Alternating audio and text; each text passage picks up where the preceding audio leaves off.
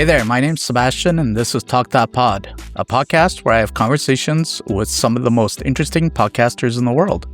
My guest today is Drew Frohmann, creator of the Sorry About the Murder podcast. It's a fictional murder mystery with 2 seasons of highly entertaining drama set in a nice little Canadian town called BeaverMount, Ontario, where a Zamboni driver, that's the thing that clears the ice at hockey rinks for all you non-Canadians, must solve a grisly murder. Drew, welcome to the show. Thanks for having me, Sebastian. It's a real pleasure. Of course.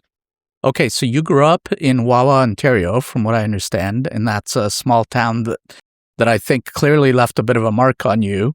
How much of BeaverMount is sort of autobiographical, and are there specific memories or persons from your childhood that kind of directly inspired the world of the show? Sure, yeah. Wawa, yes, I always wanted to write a story, had a bunch of different kind of ideas for a movie story and all that, because growing up there is such a rich place, so many characters, the town itself was in such a state of flux, so many interesting things going on.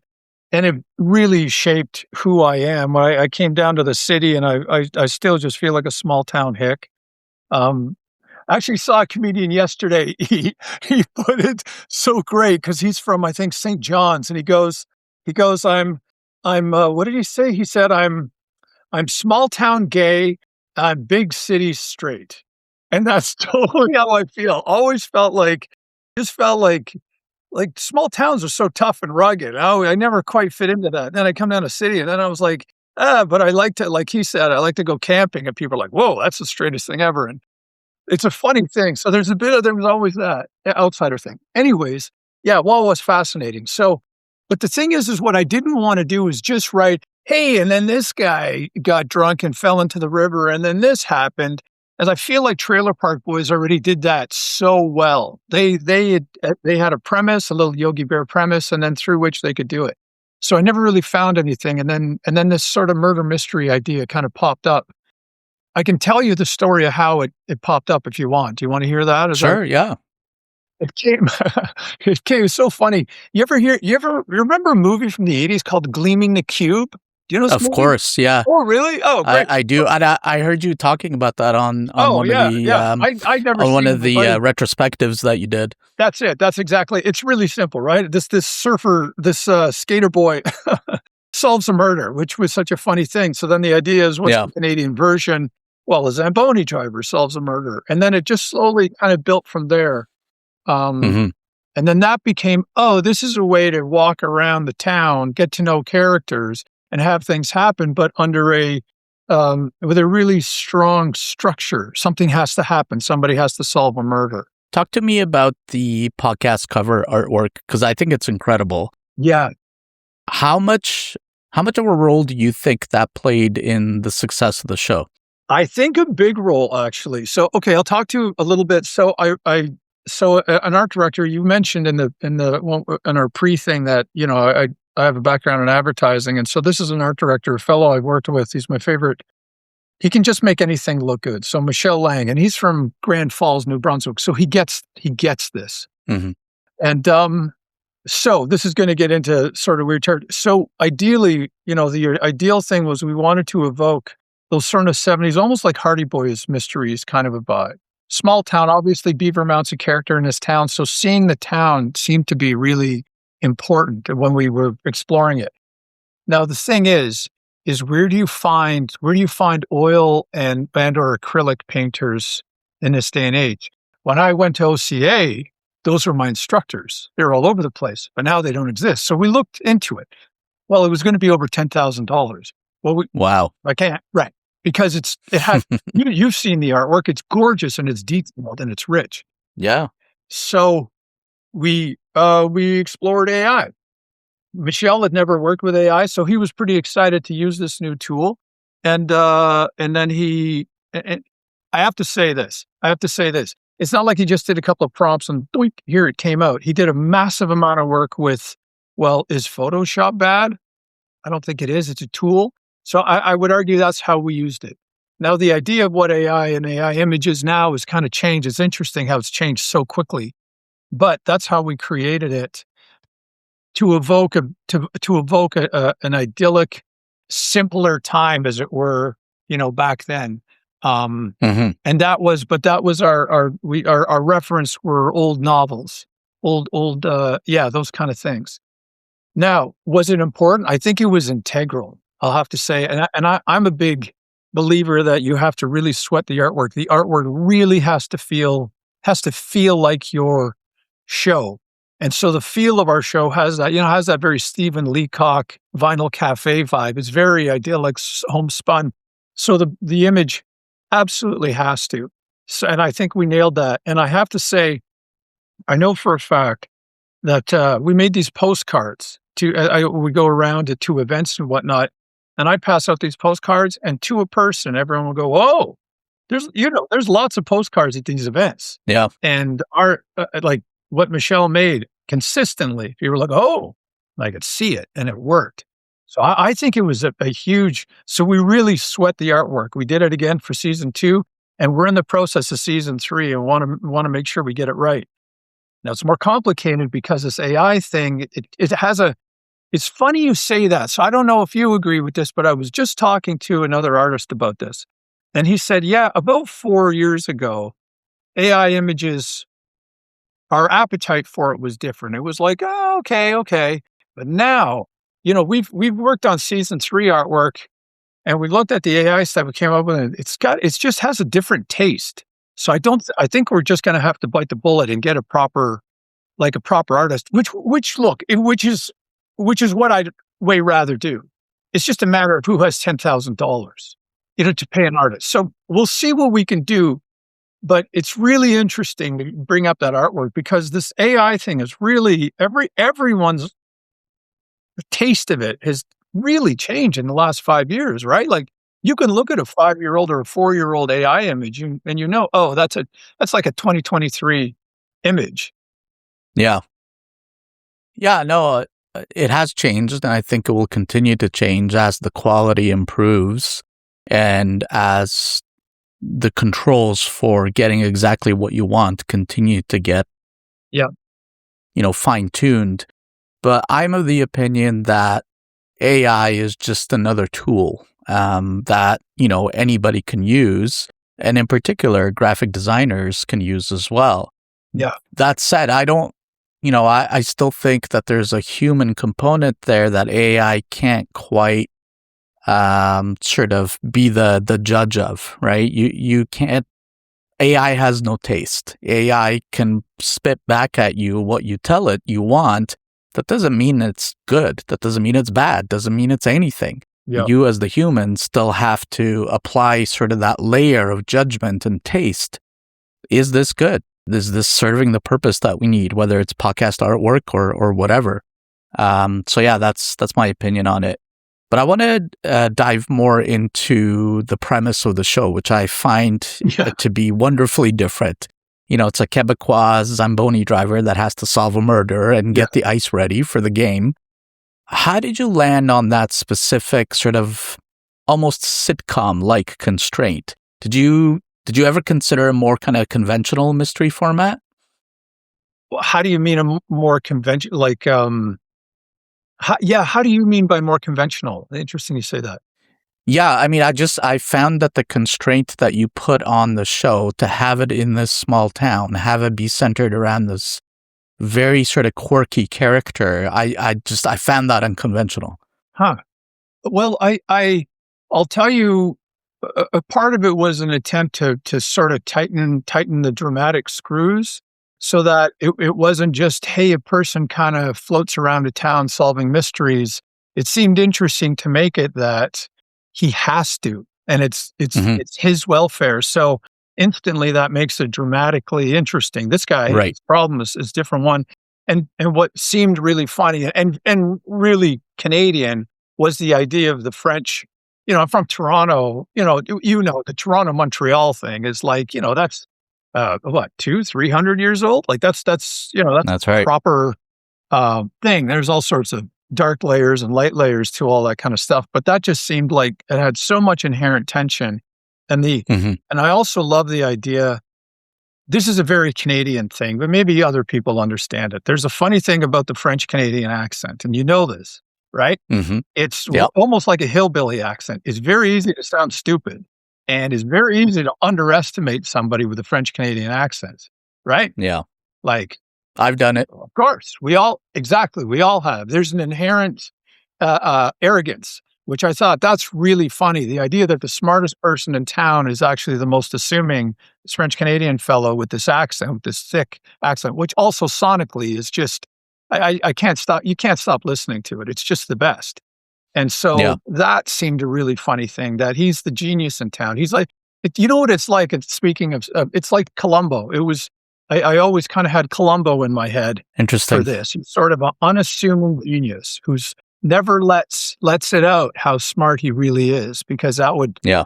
you know. So he's unassuming, but he's also pretty calculating, and that's a thing I got to watch. Can't make him be too, because then I think that makes him not just unlikable, but I think that betrays. Although small towns, there's no shortage of social calculation in small towns, as I'm sure you probably know. Mm-hmm. Yeah. I've also seen you say that small town Canada has kind of a unique mix of quaint politeness and casual violence. Yeah, and I think that was a huge one. That's where and it wasn't the original name, actually. That was a big one. I'll tell you something. The name was really important. The original name, I think our working one, was 2 Minutes for Murder. Okay. Which also was kind of cute, right? Oh, it's a penalty, and it makes it like, oh, murder's so serious, but it's also kind of quaint. But that got confusing because people are like, oh, it's a 2-minute show. And also then my hockey friends didn't get the reference 2 minutes, it's a penalty. So I'm like, okay, this isn't good enough. And then in some kind of thing a deck I'd been creating to try to sell it, it was just sitting there, sorry if you got murdered. And then it just kind of went, oh, those are the two things. There's politeness and violence in the title, which again, I would say if anyone's watching this thing about their show, you have to get that title. You got to sweat the title. It's so important that ideally you say the title and people go, oh, and they get it. No, it's the title you came up with is perfect. It's so to the point and so, it's intriguing also. It's, it makes people wonder, what is this all about? Yeah. I'm wondering also, you've throughout the show, it kind of feels like a bit of a love letter to that kind of Canadian life. Definitely. Was the show always meant to be kind of a mix of funny and affectionate, or did that balance kind of come out as you were writing the show?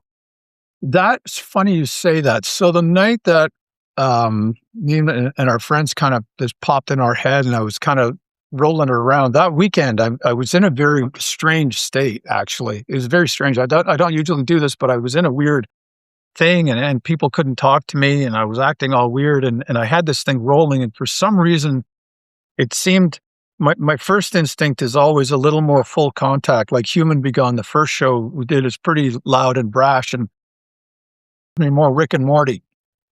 This one didn't. It had to feel more idyllic. Stephen Leacock made sense. The quaintness, the quaintness had to be amped up.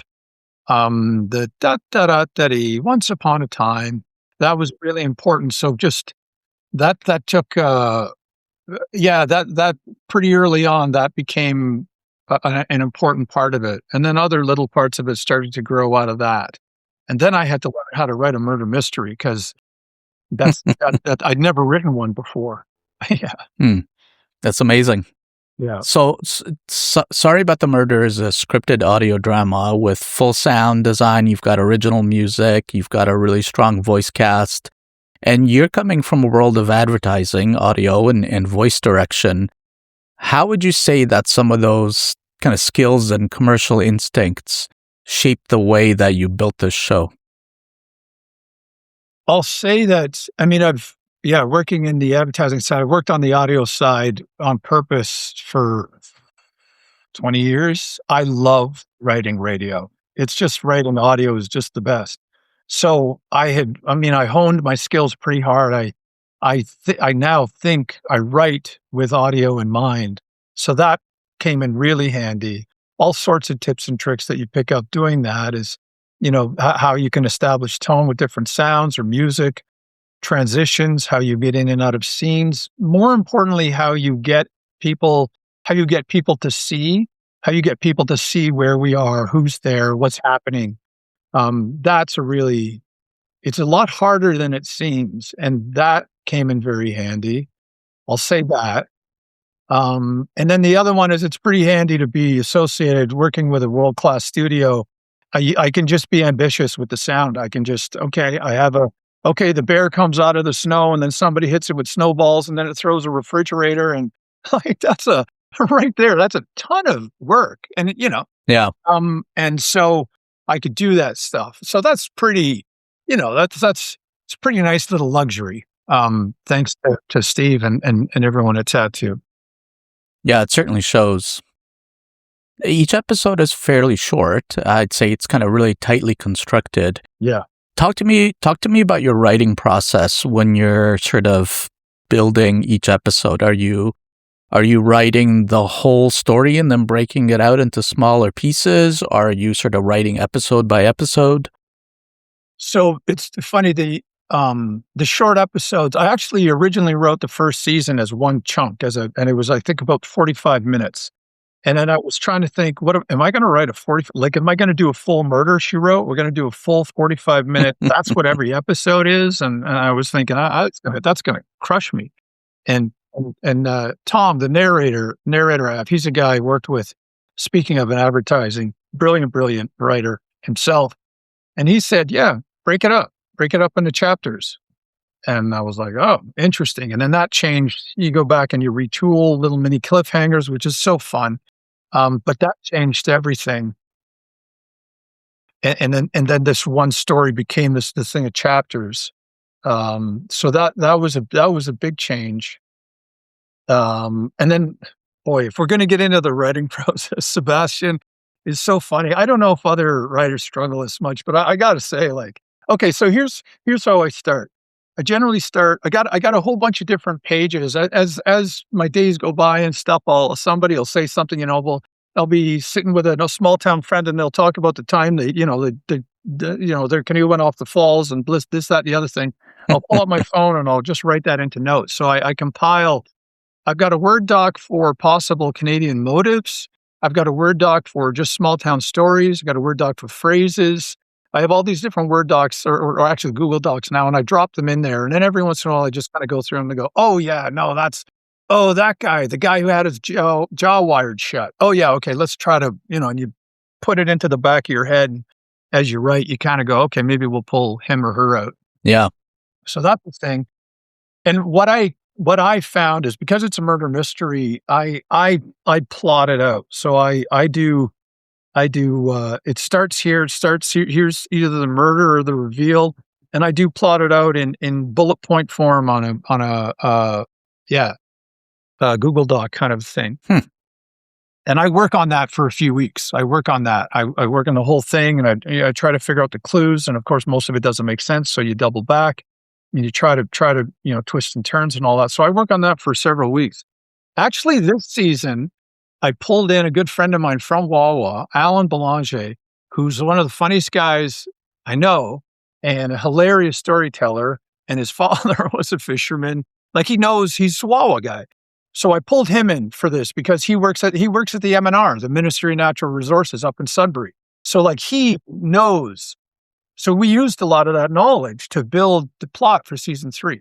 Cool. So yeah, weeks of that back and forth on Google Docs with Alan. And then I start writing. And the first two seasons I would scribble on. I got a big pile of scrap paper that I steal from Tattoo, old scripts and stuff. And I scribble on that. And I scribble and I scribble. And I have to say, I don't know about other people, but that first draft is hell. I hate it because you're just scrawling. It's terrible. None of it's any good. And you got to try to shut your brain off from going, this is fucking terrible. And so you have to just keep going. And it's weeks of that. Okay, here's a major difference between advertising writing and this long form, which I'm coming to learn because advertising is like sprinting. it's 100-meter dash, brap, brap, brap, right? You come up with, we'll sit in a day and come up with 30 ideas for a thing. Then we'll go off and execute. But this is very, very different. But when you're writing short ideas, if it's a good one, you get a little dopamine hit. You go, oh, that's pretty funny. Oh, that one's pretty good. Okay, that one sucks. But you get these pop, pop, pop. But I find through that first draft, you don't get any of that for weeks. You just get, this is terrible. And it might not be terrible, but you don't know. Right now, it feels like it is because it doesn't make sense. Is he walking into an alley? Is that good? I don't know. And then Douglas says this. Fuck. And so I write the whole thing like that, and then I go back. So the first 2 seasons I did it scribbly, and this one and I also ate a lot of ice cream, which this one I didn't eat any ice cream, which is huge. But the other thing I did differently is what I did is I tried this time, and it worked pretty well. I just texted myself. I just kind of did voice text, and I said, okay, Frenchie goes here, and then she goes there, and then this, that. And then I just took that, loaded it in, and dropped that into, I use Fade In as my software. And then that became my first draft. And then at least now I'm editing, and now I can go in and go, okay, that makes sense. That doesn't. I go back to the plot. I found a bunch of plot holes. I make notes. I rejig the plot. Then I go back to my draft, and then I rewrite. Oh, another plot hole, go back to the plot. And I kind of do that back and forth. And then by about, I'd say draft 5 or 6, now I get to the good part where I get to sit there and then go, oh, and then Chiefus or Dougie says, and then I'm literally making myself laugh as I write. And that's the fun part. And now it's slowly, and now I have season 3. I have a draft that I was good enough, at least complete enough, that I thought that I sent out to beta readers. They've given me notes. Now I got to go and fix that stuff because there was lots of really good, valuable notes. So I'm really, really close. So that's my writing process, such as it is. I'm still learning how to become a marathon runner, a long writer. It's so different from advertising, which was, yeah. Sounds fascinating. Yeah. Now the show falls into the scripted fiction podcast category, which, in my opinion, is arguably one of the hardest formats to grow an audience for. I agree. Because Discovery, I feel like, tends to favor other categories like true crime, interviews, news. Yeah. Tell me about what your initial promotional strategy was right out of the gate. So one of the things, I had a bit of a leg up, I think, because I had already done that other show, Human Be Gone. I'd done a season of that. So I'd gotten to join Fable and Folly, the Fable and Folly network, which is a fantastic network of audio fiction creators. I think there's like 70. I think there's like 120 to 130 shows on that network, and it's exclusively, and I think it might be the only one at this point that's exclusively audio fiction. So I got to learn a lot about how to market audio fiction from that first one. Then I applied that to this. And being part of the network was super helpful, because then one of the things I would say, you got to create a trailer. And a trailer is its own art. It's its own art form, and you really have to sweat that trailer. It's got to be 60 or less, I think. And it's really, it has to, just like the artwork, it has to let you know, I think it has to let you know what the dramatic problem is. What's the story? It's the story of a woman who's trying to get back to Earth to save her child, or whatever. That has to be in there somehow. Doesn't have to be that directly conveyed, but we have to know who the protagonist is and what their problem is. And then, okay, now I know what the story is. If it's just a vibe, I find those trailers, they don't do anything for me. Now, if there's a mystery, if it's like, okay, what's the floating ship above, New York? Okay, that's a mystery. I'm hooked. But when it's like, it's set in the 17th century, and some people are just kind of hanging out. For me, I don't think that's enough for a trailer. Anyway, so I really sweat the trailer and made sure it really nailed the thing. So I think we had an effective trailer. And then Fable and Folly, I could air it. They were, that's part of their thing, is you can air it on the back of other shows when they don't have ad space that's empty. And that was a big one. So I'll say that. The big one that social media used to be valuable, and now it's very limited value, unless for a couple of exceptions. My understanding is if you're doing something in the LGBTQ space, if your character is your protagonist, if it's about that culture, Tumblr is amazing. Apparently, like it hasn't helped me, but apparently in that queer space, the engagement is massive. Interesting. I know a few creators who've used Tumblr really well. TikTok, I guess it depends. I think it depends on your thing. It's a content vampire. I don't have the bandwidth to create animation to make the videos. Sure. And I still haven't gotten, I have to in season 3, I have to just get over the talking into the phone. Hey guys, I'm doing this. Hey guys, my understanding, everyone tells me in social media that people love to see and feel the creator. So I just have to get over myself. It's a Gen X thing. So that's one. But I will say the most effective to me by a long shot were feed swaps. So that's, massively effective. Because, here's one of the things I learned, and I still think this is true. True crime, even though people who listen to true crime almost never listen to murder mystery audio fiction. There's almost there's a wall there. It's very siloed. And audio fiction is almost its own space, and there's very little jumping over. Right. Why do you think that is? I think it's because the two experiences are really different. Listening to true crime, I can just kind of vibe with it. I don't have to understand everything that happened. It's just mostly this, terrifying drone, and this happened, and then a guy came into the room, and I don't have to know all the details. I think I just gotta feel like I'm in good hands and the story's moving on. But if I zone out while I'm doing the dishes or something, it's okay.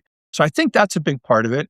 I think that's especially true with like two guys talking about movies or politics and stuff. I think that's more, you're just kind of chilling with these three people that you like. I think so many podcasts, which was what talk shows used to be. It's a very similar thing.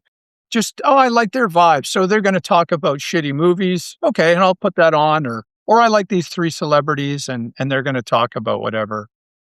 But audio fiction is way more active. You have to keep track of, you're tracking a story. You have to concentrate way more. I find I can't do chores and listen to a good audio fiction show. I think I like it. For me, going for a walk, driving, those are the only 2 things I can do while listening to an audio fiction story. I can vacuum or do whatever, anything else if I'm just listening to a couple of ladies talk about dating or whatever. Right. So I think that's a huge reason. It's a different investment, and it's a different desire. Okay. Now, because your show has distinct seasons, so you sort of naturally into the show, there's a wait between, season 1, 2, and now you're working on 3.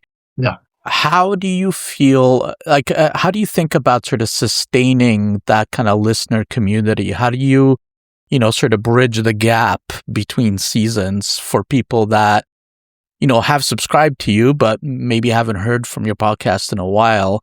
How do you keep them engaged? How do you, what tools are you using to do that, if any? Yeah, well, that's a big challenge for audio fiction, is exactly that. Because as you know, the podcast, as you know very well, right? Consistency is probably maybe the biggest factor, or one of the biggest. No question. Right. So, and we fall down on that. So, ideally, if you had a content, a little factory that can just kind of pump out little mini episodes or little updates. So I have a newsletter that I need to feed better.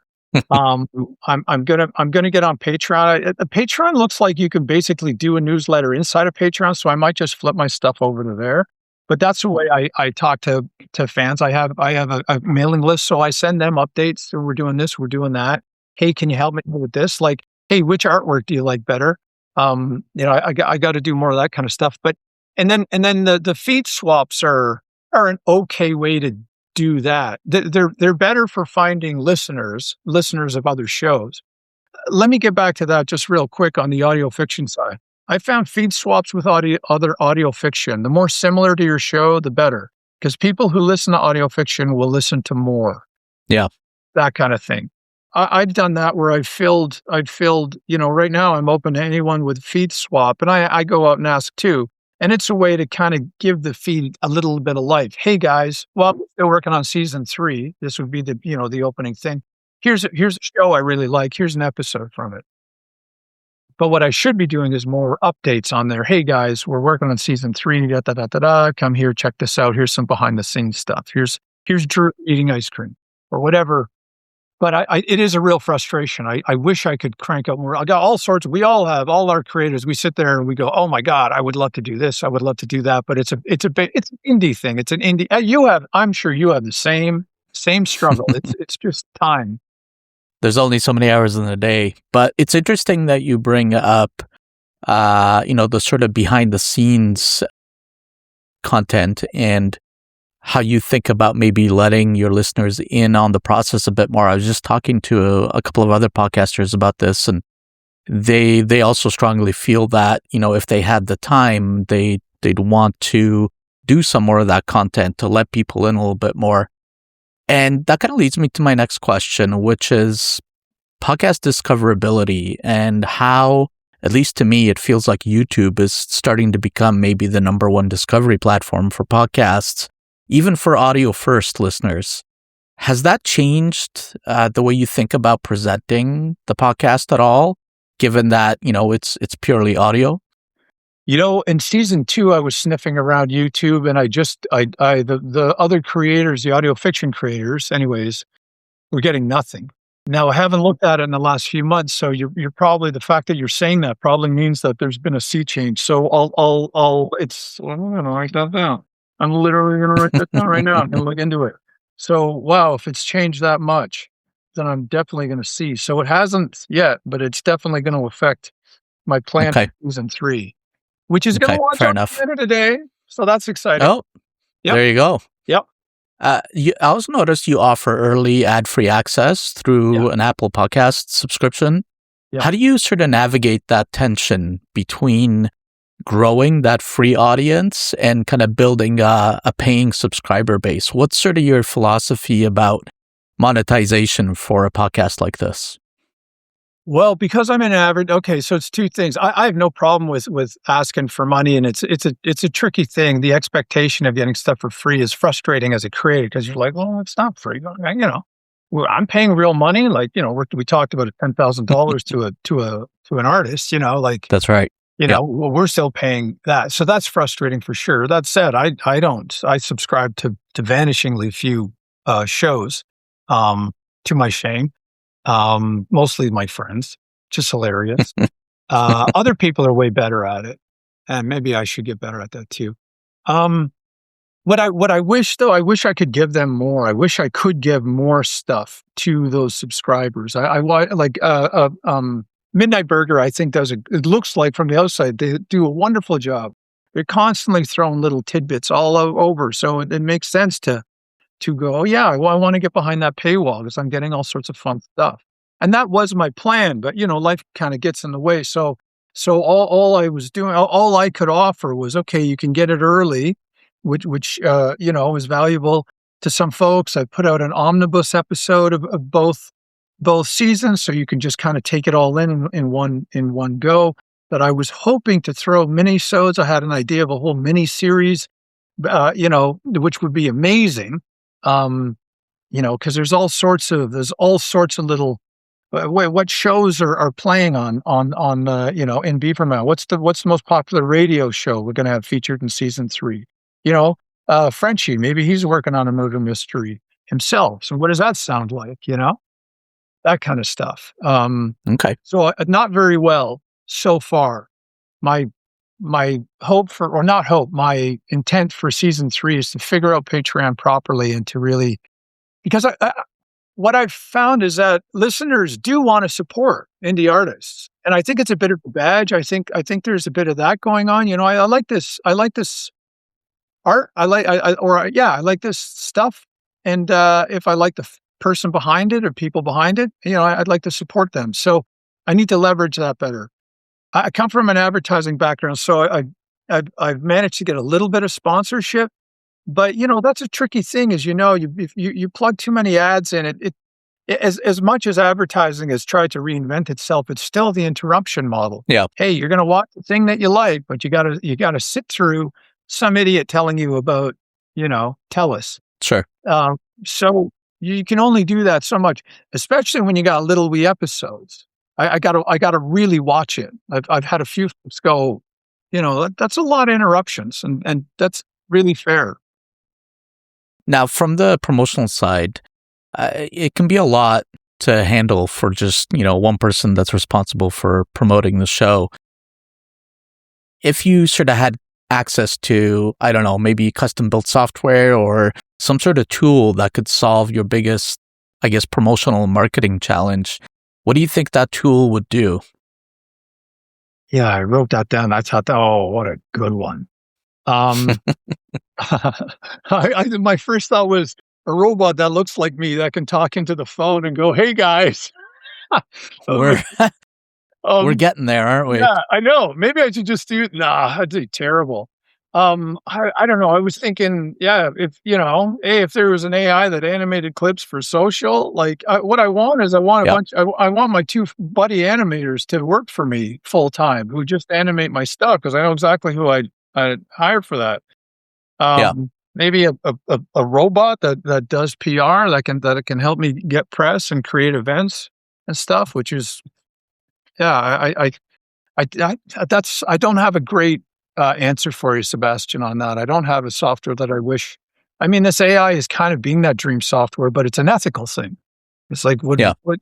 it's helping replace artists, which I mean that sucks. Now, I just want to talk about sort of how you feel about podcasts in general and how you feel your show kind of fits into the larger landscape. So, in particular, how do you think comedy in the podcasting space allows us to kind of dissect and poke fun at, some of the things that you poke fun at in the show, like, cultural stereotypes and other things, sort of maybe even more effectively than in video or traditional TV? Oh wow. Is comedy more or less sort of effective in podcasts? I think it's just different, but I think it does the same thing. Yeah, I think yeah, comedy is the court jester. So many times it tells the uncomfortable truth in a way that it lets you laugh, so it lets it sink in, makes it kind of lets you gets it past your normal wall. So it does that. The type man, comedy and podcasting is so different. Like if you browse comedy, it's mostly, marquee comedians talking to each other about their other podcast because she's got a podcast and he hasn't, and all they do is talk about each other's. That's what I find. It's just I'm finding I'm losing interest in all those because they're all just talking about each other's podcasts. I don't know who's on who. But that said, there's other ones that are great, and if they're genuinely funny, so that's one way. But that's the same thing, though. They're just doing the same thing. They're using comedy. Man, is it different? I don't know. Like sitcoms are its own really distinct art form. You know, audio fiction. You know what's funny about that is I think you'll see this too. It's interesting that almost all audio fiction, not all, but a lot, they do roughly 30-minute episodes. Hmm. They could do, I mean, Midnight Burger does 3-hour ones and then an 18-minute or whatever. But isn't it interesting that all of us who grew up on TV do these stories in 30-minute increments? Isn't that like, it's such an Seems interesting. kind of baked in. Yeah. Yeah, right. And I think now TikTok is blowing that paradigm up. So who knows? And also podcasts can be 3 hours long, but those are almost always long form discussions.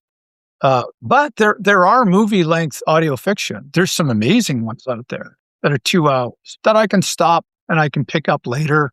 That's always an option. But I do find that, I mean, now, and that was my first thought too, was, oh, this is going to be like Murder, She Wrote. It's interesting that we ape the rhythms from the past. But that's not an answer to your question. I don't know. I think it does the same thing in podcasts as it does everywhere else.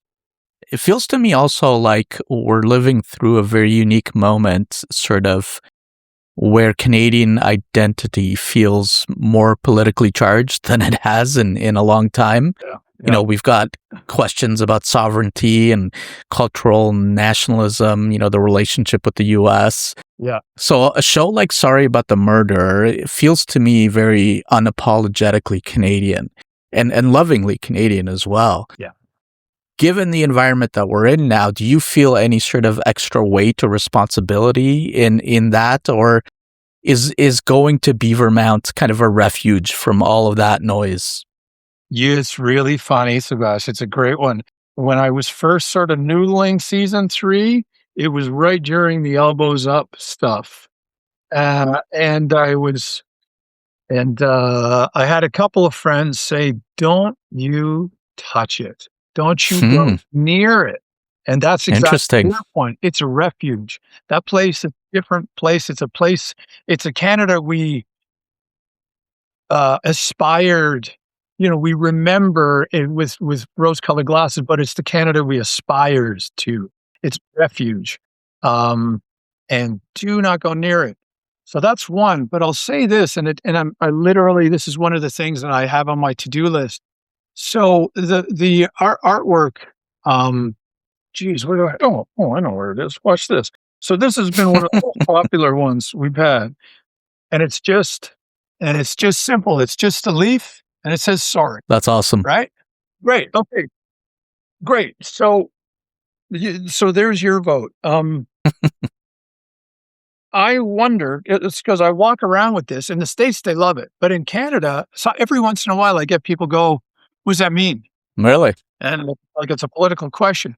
And I've in my head, and I've goofed around with Michelle, and we're developing these now. Is just a leaf saying sorry? Do people want to, like, it hasn't been as popular recently, and I don't know that people want to walk around just going sorry. So I wonder if this thing needs a little drop of blood, a little indication that it's sorry about something. And you know what? I'm going to send you the designs, and you can give me your vote too. I don't know the answer, but it's because of exactly what you just said.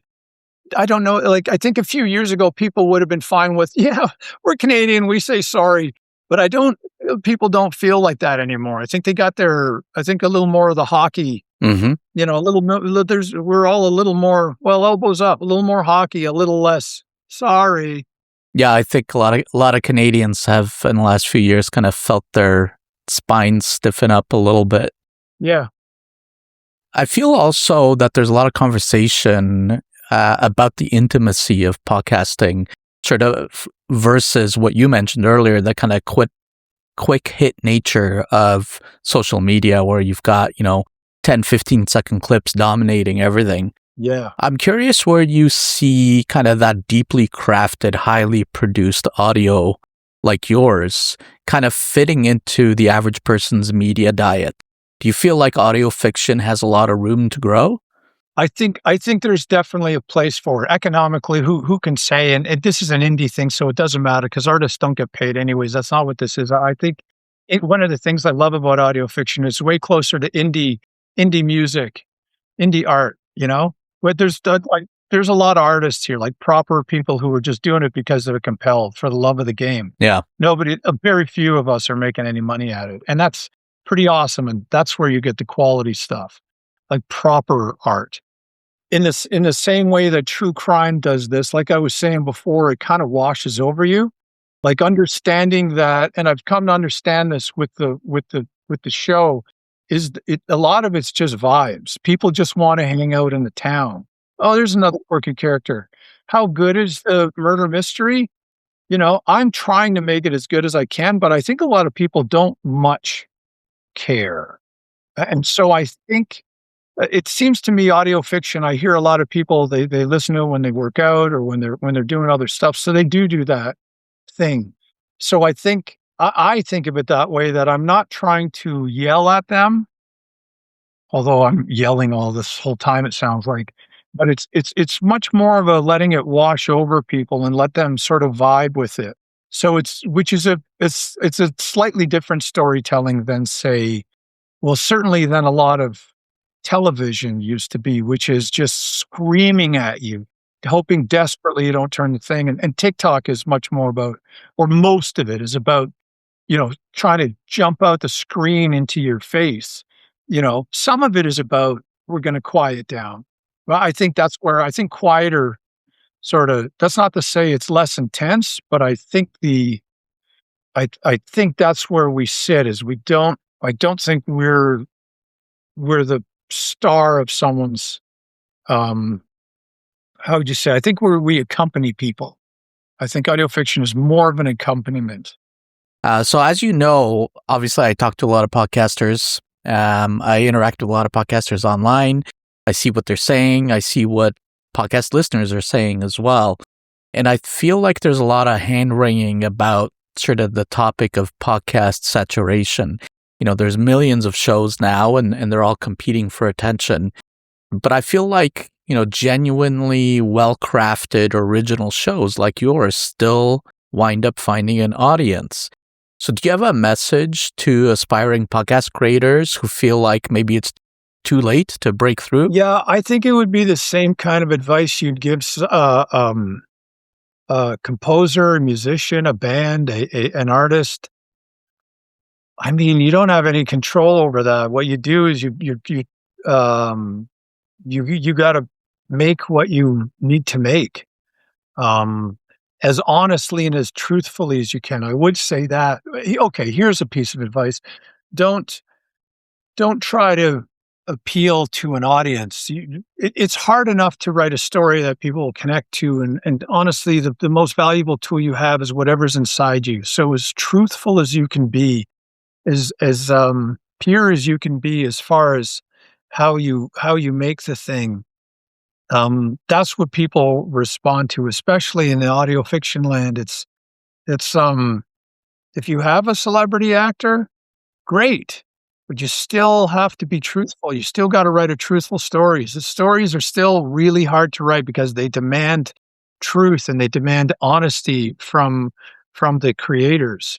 So I would say if you've got a story you need to tell the damn story.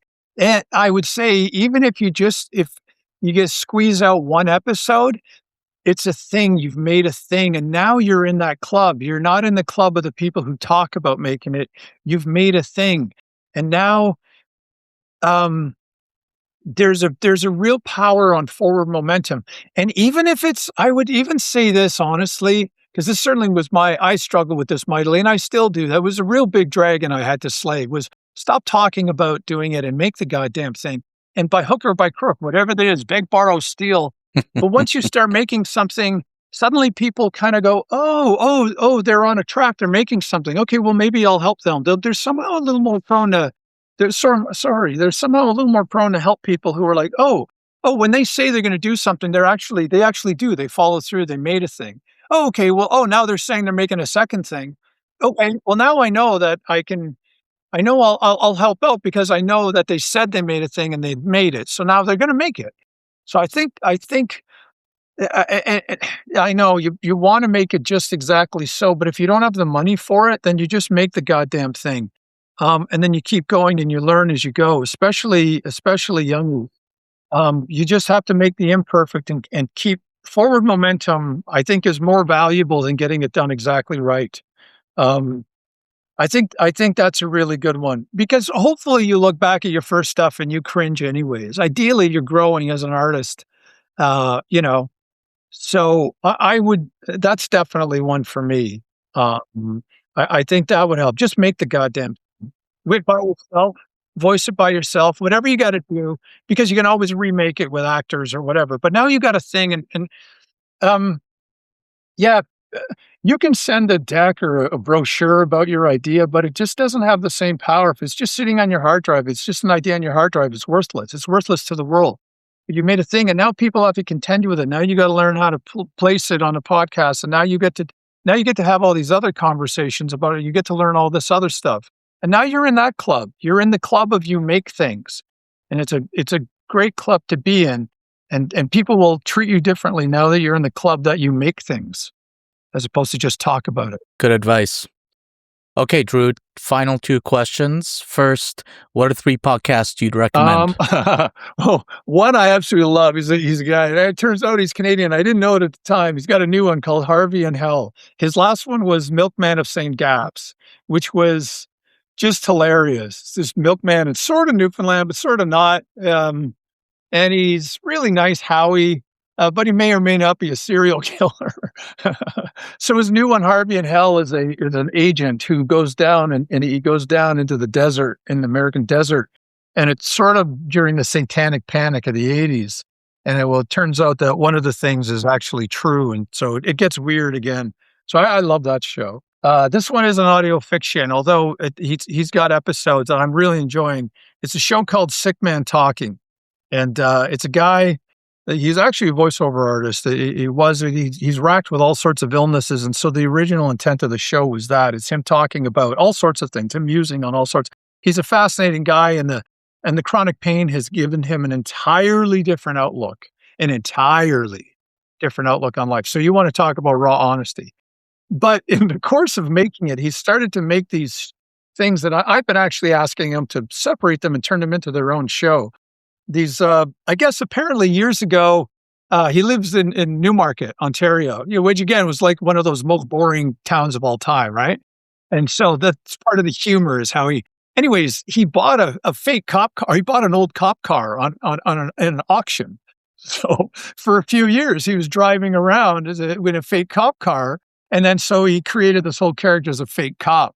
And so he has the Fake Cop Chronicles of Newmarket, which I'm really enjoying. They're very noir, and he's got this voice, and it's amazing. That's one. What's another? You know what? I've been working so goddamn hard. I haven't been listening to any new ones. Give Me Away, I really liked. That was a good one. That's another audio fiction one. Hanapocalypse is another one. That's a great one. That's it's a zombie after the apocalypse, but she's kind of living her best on life. She's the last zombie in this apocalyptic world, and it's it just kind of follows her around, and then she kind of stumbles into these different human compounds and stuff, and that was a fun one. That was, to me, like a great hang. I liked her, and so I liked following her around. That was one of those that I couldn't tell you really what happened, but I just liked hanging out with her. Interesting. That's a type of writing. It can be hard to do. Perfect. Okay. And finally, where can people find you online? Ideally, just, take out your little thing, your Spotify Pocket Casts, and type in Sorry About the Murder. And subscribe there. I would say there. And then I'm on Instagram at Sorry About the Murder. I'm on Facebook because it seems, my folks it's a Gen X. It's got a Gen X millennial vibes. So Facebook's a big one for me. At Sorry About the Murder. Great. Okay, Drew, thanks for coming on the show. Thank you so much, Sebastian. That was wonderful. I love the questions. All right. Thanks for listening to this episode of Talk That Pod. Make sure to follow us on all the social places. Just search for Talk That Pod. And if you're not subscribed yet, this podcast is also available on YouTube at Talk That Pod Show. Also, if you liked what you heard, tell your friends about it. And if you really liked it, give us a follow or subscribe on your favorite podcast app. And if you're a podcaster who wants to come on the show, go to talkthatpod.net and submit a request. Finding great podcasts is hard. That's why you should also check out Find That Pod. It's a podcast recommendation newsletter I write every week, bringing you 5 amazing new podcasts you should listen to. Subscribe today at findthatpod.com. Thanks for listening, and I'll catch you in the next one.